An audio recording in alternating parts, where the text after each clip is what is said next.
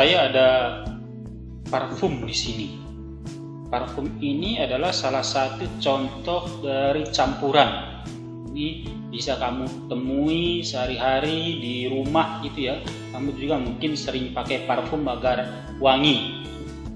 Nah, lalu saya juga ada cuka. Cuka juga ini sangat umum ditemui di dapur ya, sebagai bagian dari masakan agar enak rasanya sewaktu makan bakso gitu ya. Nah, ini juga adalah campuran. Apakah kamu minum kopi?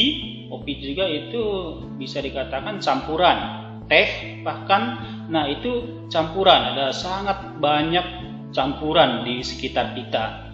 Sebenarnya apa sih itu campuran? Apa ya membuat campuran itu hanya ya nyampur-nyampur saja nanti sudah jadi campuran. Nah, kalau udah ada campuran, cara misahinya gimana? Nah, bisa pakai saringan aja nggak gitu. Nah, oke. Kali ini kita akan membahas banyak mengenai campuran. Mari kita lanjutkan. Campuran adalah gabungan beberapa zat yang tidak bergabung secara kimiawi. Zat yang membentuk campuran bisa dari senyawa, unsur, atau keduanya. Berikut saya berikan contoh dari campuran. Udara adalah campuran unsur seperti nitrogen dan oksigen, dan senyawa seperti karbon dioksida dan uap air. Susu adalah campuran dari senyawa air, protein, dan lemak. Untuk membedakan campuran dengan senyawa atau unsur, berikut saya berikan ciri-ciri dari campuran dengan contoh yaitu udara. Ketika campuran dibentuk, tidak ada reaksi kimia yang terjadi. Seperti di udara yang dibentuk dari komponen gas pembentuknya, nitrogen, oksigen, karbon dioksida, dan uap air. Tidak ada reaksi antar komponen tersebut di udara. Campuran memiliki sifat dan zat-zat pembentuknya. Udara memiliki ciri dari komponen pembentuknya. Udara berisi oksigen untuk bernapas dan karbon dioksida untuk berfotosintesis.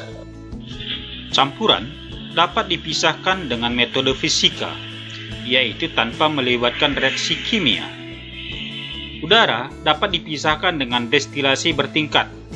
Contoh lainnya adalah larutan garam. Dipisahkan dengan pemanasan, nanti akan didapat garam dan uap air. Lalu contoh lainnya juga, kopi bisa dipisahkan dengan penyaringan. Pada campuran, komponen penyusun unsur tidak dalam perbandingan tetap. Di udara, perbandingan komponen pembentuk udara berubah-ubah. Contohnya, jumlah karbon dioksida di udara perkotaan lebih tinggi daripada di pedesaan. Selanjutnya mari kita lihat apa saja jenis campuran. Yang pertama, campuran berdasarkan wujud pembentuknya. Nah, yang pertama di sini ada campuran padat dengan padat. Contohnya ini adalah alloy yang merupakan campuran antara logam dengan non-logam. Contoh alloy ini ada duralium. Ini adalah campuran antara aluminium dan tembaga. Sifatnya kuat dan tahan lama. Dia juga ringan seperti sifat dari aluminium. Nah, ini sering dipakai sebagai bahan kapal atau pesawat. Contoh lainnya lagi adalah baja yang merupakan campuran dari logam besi dengan karbon dan beberapa unsur lainnya. Selanjutnya masih ada contoh dari campuran padat dengan padat, tetapi bukan dari logam ya. Ini contohnya tembok. Itu campuran antara semen dengan batu bata. Lalu ada campuran padat dengan cair. Contohnya ini adalah lotion. Seperti lotion kalamin ini yang sering dipakai untuk mengobati kulit gatal-gatal. Ini adalah terbuat dari campuran padat dengan cair ya, yaitu kalau dari padatnya adalah zink oksida dan kalium hidroksida, sedangkan yang cairnya adalah dari gliserin dan air.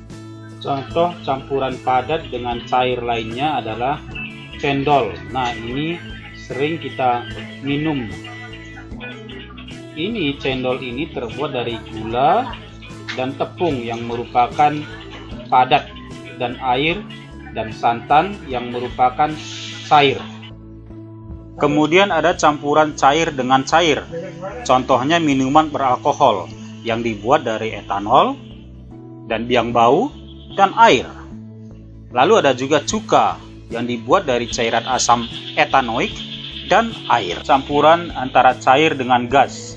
Ini yang sering kita lihat adalah busa, yaitu terbuat dari gelembung udara dan cairan. Nah, di sini bisa kamu lihat ada busa dari kopi ya. Nah, dan juga adalah gelembung yang terjadi sewaktu mandi dengan menggunakan sabun. Lalu ada juga campuran antara cair dengan gas.